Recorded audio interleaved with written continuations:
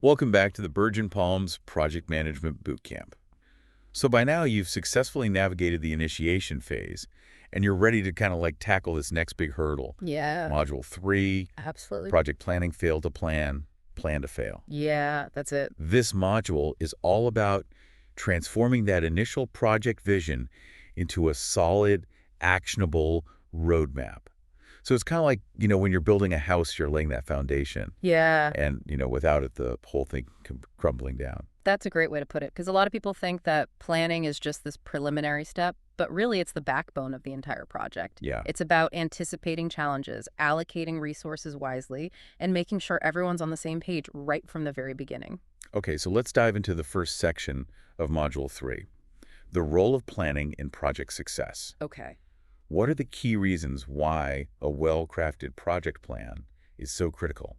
So there are 5 main purposes a project plan serves. It establishes a clear workflow, ensures resources are being used efficiently, helps stakeholders understand their roles and responsibilities, identifies potential risks early on, Mm-hmm. and crucially aligns the project with the budget and timeline. That makes a lot of sense, but can you give us an example of how, like, a lack of planning can really derail a project? Oh, absolutely. Yeah. Imagine a software development project where the team jumps into coding without a detailed plan. Okay. As they progress, they start adding new features. Oh, yeah, I could see that happening. Right, and then deadlines get pushed back, the budget starts to inflate. This is classic scope creep, Yeah. and it stems from a lack of upfront planning. So a good project plan prevents that scope creep by like setting clear boundaries and expectations right from the get-go. Precisely. It acts as a roadmap guiding the team and preventing them from veering off course. Okay, that makes the importance of planning crystal clear. Yeah. Now let's move on to the next section of Module 3, breaking it down. The Work Breakdown Structure, or WBS. This sounds like it's all about getting organized. It is. Yeah. And it's incredibly valuable when you're facing a really complex project with a lot of moving parts. Oh yeah, I can imagine. A WBS takes a large, seemingly overwhelming project and breaks it down into smaller, more manageable chunks. So instead of staring at this giant to-do list, you're creating a hierarchical structure that makes the project feel less daunting. Exactly. For example, let's say you're planning a product launch. Okay. Your WBS might have top-level categories like marketing, product development, sales. Mm-hmm. Each of these categories would then be broken down further. Okay. So marketing would go into social media campaign, public relations, content creation. I see. So it's like creating this detailed outline for the entire project Yeah, so that nothing falls through the cracks. that's a great way to think about it. Yeah. And what's great about a WBS is that it not only helps with planning, but also with execution. Okay. By breaking the project down into smaller tasks, it becomes much easier to delegate responsibilities, track progress, and keep everything on schedule. Okay, so we've laid the foundation with a solid plan and broken down the project into these manageable chunks. Yes, But what about those unexpected challenges Right. that inevitably pop up? of course. That's where the next section of Module 3 comes in risk management. Expecting the unexpected. Exactly. No project is immune to risk. Yeah, for sure. It's important to remember that risk management isn't about eliminating all risk altogether, Right. because that's impossible. Yeah. It's about identifying potential problems early on and having a plan in place to kind of like soften the blow if they happen. So being proactive rather than reactive. Absolutely. Let's take the example of a construction project. Okay. A common risk is bad weather causing delays. Yeah. A good project manager would identify this risk early on and create a contingency plan, maybe by building in some buffer time or having alternative work arrangements. So what are some steps involved in this risk management? So there's 4 main steps. First, you identify potential risks through brainstorming, reviewing historical data, or conducting risk assessments.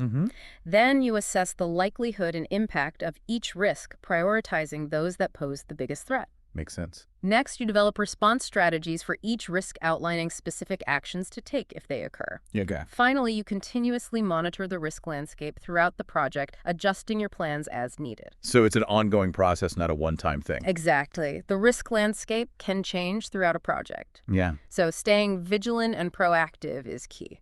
Okay, so we've covered the importance of planning, breaking down the project, and anticipating risks.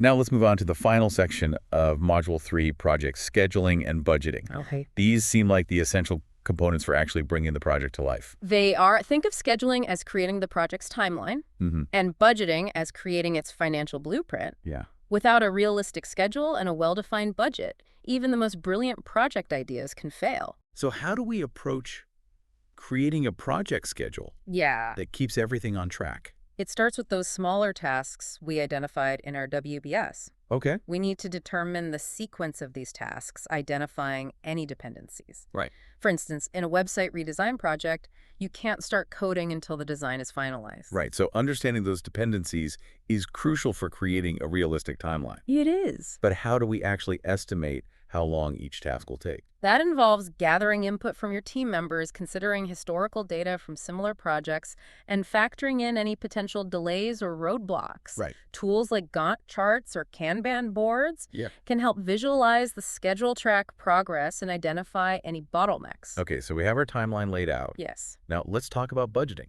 What are the key considerations when creating a project budget? We need to account for all project expenses, from labor costs and materials to operational expenses and contingency funds. Okay. For example, in that website redesign, labor costs would include salaries of developers and designers, materials would include software licenses, and operational expenses would include things like web hosting fees. And the contingency fund is there to act as a safety net for any unexpected Yeah, expenses. exactly. It's crucial to have that buffer to ensure that the project can stay on track, Yeah. even if unforeseen circumstances arise. So we've covered a lot of ground in Module 3. We have. We've explored the importance of planning, breaking down the project into manageable chunks, anticipating risks, and creating a realistic schedule and budget. Any final thoughts before we move on? I think the key takeaway here is that planning isn't just a preliminary step. It's an ongoing process that continues throughout the entire project lifecycle. Yeah. It's about being proactive, adaptable, and always thinking a few steps ahead. Great point now. Before we wrap up this section of Module 3, let's leave our listeners with some questions to reflect on. Have you clearly defined the scope and objectives of your project and documented them in a plan? Have you created a detailed WBS, breaking down the project into manageable tasks and subtasks? Have you identified potential risks and developed response strategies for each one? Mm-hmm. Does your schedule realistically account for task dependencies and potential delays? Good questions. Does your budget encompass all project expenses, including a contingency fund for unexpected costs? Take some time to ponder these questions as you move forward with your project planning process. Yes, and remember, failure to plan is planning to fail. Definitely words to live by when it comes to project management. Absolutely. Okay, so much great information packed into this module. Yes. But don't worry, we're just getting started. Oh, yeah. In our next section of Module 3, we'll be diving into the critical aspects of team management and communication. Great. So stay tuned for more insights and strategies to help you lead your projects to success. Looking forward to it. Now that we've covered the fundamentals of planning, let's move on to Module 3's next section, team management and communication. Even with a flawless plan, a project can easily go off the rails. Yeah. If the team isn't functioning effectively. Oh, absolutely. Project management is not a solo endeavor. Right. It's about bringing people together, aligning their efforts, and creating that shared vision for success. So where do we begin? What are the essential ingredients for building a high-performing project team? Well, it starts with selecting individuals who have the right mix of skills and expertise. Okay. To tackle the project's challenges, you need people who can complement each other's strengths and collaborate effectively. Mm-hmm. So, for example, in a marketing campaign, you might need creative thinkers, analytical minds, and social media gurus all working together. Makes sense. A diverse team with complementary skills, Yes. but just having the right people isn't enough, is it? No, it's just the first step. Right. You need to create an environment where open communication is encouraged, where everyone feels comfortable sharing their ideas, voicing concerns, and providing constructive feedback. So it's about building trust and psychological safety within the team. Exactly, and that's where the project manager's leadership comes in. Okay. A good project manager acts as a facilitator, ensuring that information flows smoothly, conflicts are addressed promptly, and everyone feels heard and respected. Okay. I see how critical communication is. Are there specific techniques or things that project managers can use to enhance communication within their teams? Oh, absolutely. It's helpful to establish clear communication channels and protocols. Okay. For example, regular team meetings, Right. a dedicated project management platform for sharing updates, and clearly defined roles and responsibilities can make a huge difference. Right. So everyone knows who to contact, when to expect updates, and where to find information. Yeah. That helps prevent misunderstandings Yeah. and keeps everyone on the same page. Exactly. Another powerful communication technique is active listening. Okay. Project managers shouldn't just be issuing directives. Right. They should be actively engaging with their team, listening to their concerns, and seeking their input. So creating a two-way dialogue rather than just like a top-down kind of monologue. When team members feel heard and valued, they're more likely to be engaged, motivated, and committed to the project's success. Makes sense. Now, conflicts are bound to happen, in any team environment. Of course. So how can project managers effectively handle these situations? Conflict resolution is a vital skill for any project manager. The key is to address conflicts promptly and respectfully, focusing on finding solutions that benefit both the individuals involved and the project as a whole. So avoiding or ignoring conflict is not the way to go. Definitely not ignoring conflict only allows it to fester and potentially escalate into much bigger problems. Right. It's much better to face it head on, mediate a constructive conversation, and find a solution that works for everyone. Okay, so open communication and conflict resolution are crucial Yeah. for team success. But what about motivation? How do we keep team members engaged and enthusiastic throughout the, life cycle of a project? Motivation is often overlooked, but it's absolutely essential. Yeah. People are the heart of any project. And when they're motivated, they perform at their best. So what are some strategies that project managers can use to, boost morale and keep everyone energized? Setting clear goals and expectations is a great starting point. Okay. When team members understand what they're working towards and how their contributions fit into the big picture, Yeah. they're more likely to feel a sense of ownership and purpose. Right. So connecting their individual efforts to the overall project objectives. Exactly. Recognition and appreciation also go a long way. Okay. In boosting motivation, taking the time to acknowledge people's hard work and celebrate their achievements, even small ones can make a huge difference in team morale. It's amazing how a simple thank you or a genuine compliment can really brighten someone's day and make them feel valued. Absolutely. And finally, providing opportunities for professional development Yeah. can be a powerful motivator when people feel like they're learning new skills, expanding their knowledge, and growing professionally. Right. They're more likely to be engaged and invested in their work. Okay, so to kind of recap this section on team management and communication, Yeah. it's all about building a skilled and diverse team, fostering open communication, actively listening to your team members, resolving conflicts constructively, Right. and motivating people through recognition, clear goals, and opportunities for growth. That's a great summary. Remember, project success hinges on the team's ability to work together effectively. And before we move on, let's leave our listeners with a few reflection questions. Have you carefully considered the skills and expertise needed for your project when assembling your team?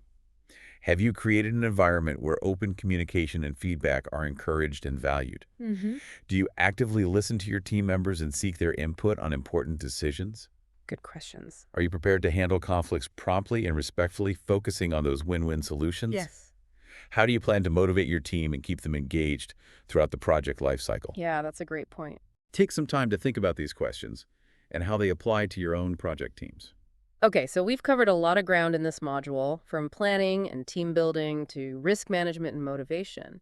But now let's shift our focus to a crucial but often overlooked stage of the project lifecycle.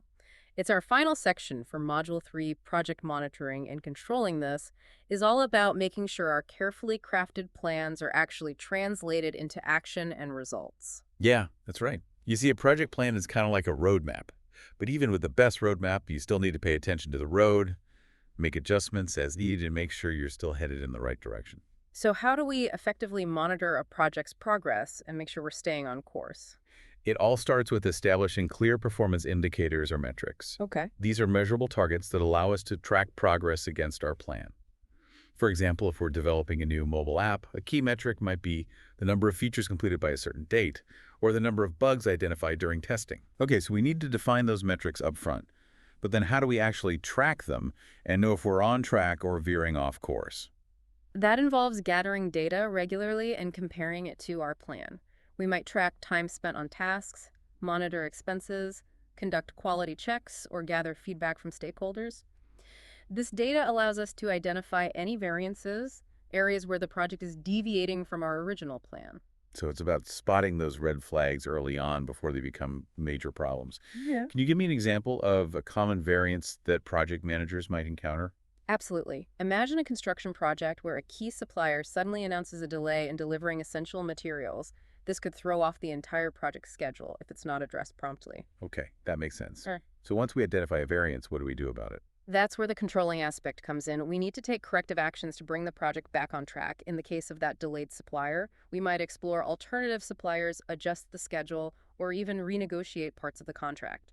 So monitoring and controlling require flexibility and a willingness to adapt to changing circumstances. Precisely. It's about being proactive and solution-oriented rather than reactive and panicky. Okay, this is starting to make a lot of sense. Mhm. Are there specific tools or techniques that can help with project monitoring and controlling? Absolutely. One powerful technique is earned value management, or EVM. EVM allows us to measure project performance and forecast future outcomes based on the work completed, the budget spent, and the time elapsed. That sounds a little complex. Can you simplify it a bit? Sure, imagine you're building a house and you plan to spend $50,000 on framing by a certain date. EVM helps you determine if you're actually getting $50,000 worth of framing work done by that date, even if you've only spent $40,000 so far. Oh, I see. So it's about measuring the value of the work completed, not just the money spent. Exactly. EVM can provide early warning signs if the project is heading for cost overruns or schedule delays. Okay, that's really insightful. Any other tools that can help us stay in control? Another important tool is the Change Control Board, or CCB. This is a group of stakeholders responsible for reviewing and approving or rejecting proposed changes to the project. So if someone wants to add a new feature to our mobile app or change the design of our website, it has to go through the CCB. That's right. The CCB helps ensure that changes are carefully evaluated, prioritized, and managed to minimize disruption to the project. It sounds like a crucial mechanism for preventing scope creep and maintaining project integrity. Exactly. And let's not forget the importance of communication throughout this process. Regular progress reports, stakeholder meetings, and open lines of communication help ensure that everyone is informed and aligned. So project monitoring and controlling involve a combination of data analysis, proactive problem-solving communication, and the use of tools like EVM and CCB. You got it. By mastering these skills, project managers can effectively navigate the inevitable challenges of a project and steer it towards a successful outcome. This has been a fascinating dive into project monitoring and controlling. Before we wrap up, I want to leave our listeners with some reflection questions. Have you identified key performance indicators for your project and established a system for tracking them? Are you regularly comparing actual progress to your plan and identifying variances? Do you have a process in place for addressing variances and taking corrective action? Have you considered using tools like EVM or establishing a change control board for your project? How do you ensure open communication and collaboration between your team and stakeholders throughout the monitoring and controlling process? Reflect on these questions and how they apply to your own projects. And that concludes Module 3 of our Bergen Palms Project Management Bootcamp. We've explored the ins and outs of project planning, from laying the foundation with a solid plan to managing teams, mitigating risks, and keeping everything on track through effective monitoring and controlling. It's been a comprehensive journey, and we hope you've gained valuable insights and practical strategies to apply to your own projects. Remember, project management is an ongoing learning process. Embrace the challenges, celebrate the successes, and never stop striving for improvement. And as always, the Bergen Palms community is here to support you every step of the way. Visit our website at www.bergenpalms.org for more resources, guidance, and inspiration. Until next time, happy project managing this service has been brought to you by Bergen Palms. For more information, please visit www.bergenpalms.org.